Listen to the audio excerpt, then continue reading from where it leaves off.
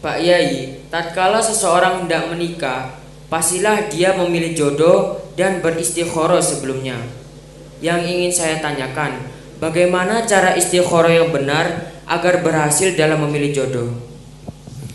Istikharah banyak macamnya, diajarkan oleh para ulama juga banyak. Bahkan istikharah yang diajarkan oleh Rasulullah SAW juga ada. Ada istikharah yang lewat sholat, kemudian menunggu mimpi, menunggu jawaban dari mimpi, ya isyarat dari Allah SWT juga ada. Terus ada juga para ulama yang mengijazahkan istikharah lewat sholat, kemudian membuka ayat-ayat Al-Quran, ya dengan ajaran-ajaran atau aturan-aturan tertentu. Tapi kalau saya punya trik sendiri ini, ya, karena saya bukan ahli takwil mimpi, maka saya punya trik sendiri ini. Triknya gimana? Saya itu kalau istikharah, pertama ya sholat, kemudian doa. Kalau saya bingung doa dengan bahasa Arab, doanya saya tambahin dengan bahasa Indonesia. Ya, pertama dalam doa itu kan ada sholawatnya pakai bahasa Arab, kan begitu ya. Yang lain-lain mukadimahnya pakai bahasa Arab. Begitu istikharahnya ini, mohon kepada Allah. Ini trik saya. Mudah-mudahan ada manfaatnya ya. Ala kulli hal saya bisa bahasa Arabnya, tapi ini saya ajarkan, mungkin ada yang belum mengerti bahasa Arab tentang masalah ini. Saya berdoa gini, ya Allah, bila mana pilihanku, misalnya saja ya, sebut saja saya kepingin beli handphone ini atau mau ganti handphone, itu saya istikharah misalnya. Ini sebagai contoh ya. Ya Allah, bila mana aku akan ganti handphone ini baik untuk dunia dan akhiratku, maka tampakkanlah dalam mimpiku itu benda warna putih. Tapi bila mana aku ganti handphone ini buruk untuk dunia dan akhiratku, maka tampakkanlah dalam mimpiku benda warna hitam. Jadi kalau misalnya oleh Allah SWT malam itu diberi mimpi, kok melihat warna putih, macam-macam warna putih. Contoh lihat pengajian santri, kayak gini semuanya baju putih. Maka saya tidak menakwili lagi dan tidak tanya kepada siapapun. Oh, berarti jawabannya saya baik untuk ganti handphone. Begitu kalau saya. Tapi andai kata malam hari itu, ya, tiba-tiba saya melihat benda warna hitam. Misalnya ini bungkusnya ini kan hitam ya. Saya melihat berjejer-jejer handphone tapi semuanya warna hitam. Maka saya tidak menakwili lagi bahwa ternyata saya kalau ganti handphone ini buruk, tidak bagus. Karena saya melihatnya ada warna hitam. Demikian juga andai kata setelah istikharah itu Allah SWT memberikan isyarat bahwa saya mimpi melihat pocong jalan di depan saya ini. Dan saya yakin ini isyarat. Saya tanya, umumnya ini pocong itu pakai kain apa warnanya? Putih. Kecuali pocong Nusantara, ya. Kalau pocong Nusantara pakai warna batik, ya. Tapi ini pocong yang asli pakai apa? Warna putih.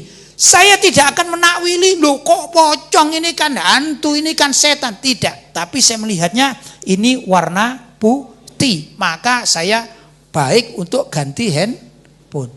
Andai kata saya mimpi ternyata melihat Ka'bah yang dibungkus kain hitam.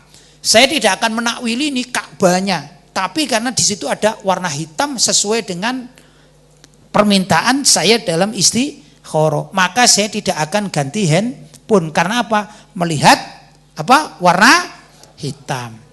Melihat rambut itu kan hitam.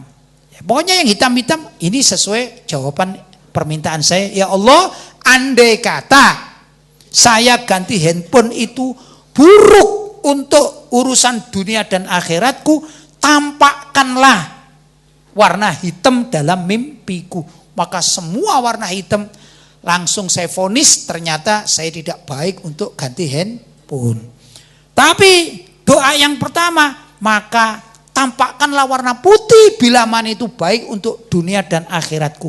Melihat apa saja, melihat santri, ya, melihat ulama-ulama, melihat kain putih, melihat kapas, melihat langit-langit awan warna putih, ya, bahkan melihat pocong. Maka saya artikan itu adalah baik bagi saya sebagai isyarat. Enak jadi. Tapi kalau kita cuman mohon saja kepada Allah, ya Allah tampakkanlah yang baik dalam mimpiku. Terus ternyata kita ini mimpi berenang misalnya di lautan. Itu kan masih tanya lagi, ini kira-kira takwilannya apa itu? Susah kan? Ya. Tapi kalau warna yang kita minta itu sudah jelas. Itu begitu. Yang kedua, saya biasanya kalau istikharah itu hampir semua sholat sunnah, kemudian saya pakai niat istikharah. Qobliyah, ba'diyah, sholat duha, ya, sholat malam. Pokoknya setiap waktu sholat yang saya sholat di situ sunnah-sunnah, saya doa istikharah tadi itu. Jadi kalau saya biasanya begitu, nggak perlu menunggu malam mau tidur. Ya malam mau tidur istikharah. Jelas? Mau sholat fajar, ya pakai istikharah. Doanya maksudnya saya pakai istikharah gitu. Dan juga saya ulang-ulang sampai berhasil.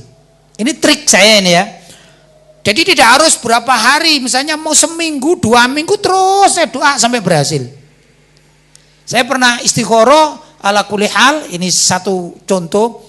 Saya istikharah yang saya anggap itu urusan penting, kemudian saya mimpi melihat satu masjid, bahkan perasaan saya itu seperti Masjid Nabawi gitu, perasaan suatu masjid besar gitu. Kemudian saya melihat orang-orang sholat dengan memakai baju putih, jubah gitu, sholat. Kemudian saya bangun, langsung saya yakin, berarti apa pilihan saya itu berarti bagus. Karena apa? Saya melihat orang-orang sholat menggunakan baju putih. Begitu caranya. Ya, insya Allah lebih mudah, tak pakai takwilan-takwilan. Kalau takwilan-takwilan itu kan sulit. Kalau takwilan-takwilan kan sulit. Nanti cari kiai lagi bertanya, Pak Yai, saya ini sholat istikharah, kemudian saya mimpi naik kuda, itu gimana?